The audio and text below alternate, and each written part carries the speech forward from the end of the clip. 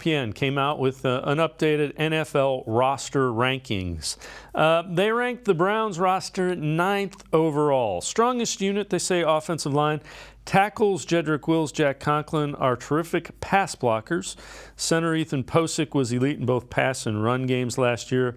And guards Joel Bitonio, who didn't miss a snap last season, and Wyatt Teller are terrific. Weakest unit, defensive tackle depth.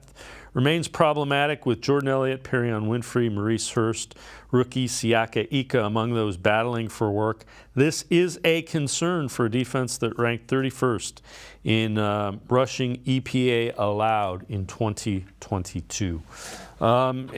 Casey, again, the offensive line.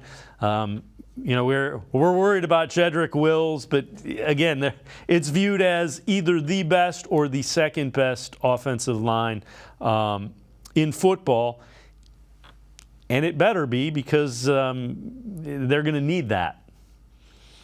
Yeah, it just goes to show how spoiled we are. Like, we'll pick apart Jed's game or Conklin's injury history, but look across the league. There aren't teams that are fielding 5 adequate starters, let alone what Cleveland has with their plus starters. And then Jedrick just being adequate. That's still lifetimes better than what a lot of these teams are dealing with. And that's why you see such an emphasis is a lot of these teams are fielding guys that are borderline starters. And then if their depth gets tested, it all falls apart. Well, the Browns are in a good place in that regard. It's something like I said, we're spoiled. But on the defensive side, man, we've been saying this for how long? That is, even with the addition of Dalvin Tomlinson and drafting Siaka Ika, it is still a massive concern. The only thing I would argue is the linebackers could be on this list, but we don't know. We can't even judge the linebackers because defensive tackle play has been so poor. We can't even really see what they can do yet.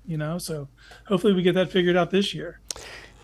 Do you think the Browns are counting or hopeful that Jim Schwartz kind of unlocks a little bit of Jordan Elliott's potential, and only by asking him to do things that he does well? I don't know. We're on year 3 of this. The coach is kind of being impressed with him behind the scenes, and I'm sure fans wish they could get on board too, but he just hasn't shown what you need to see. And I don't know. You see him go take some lottery tickets in Maurice Hurst and Tristan Hill. They're banking on someone stepping up, which is exactly where they were last year. You've seen how that ended. Someone's going to have to push Elliott out of that position. For some reason, they seem just confident that he's going to be that guy.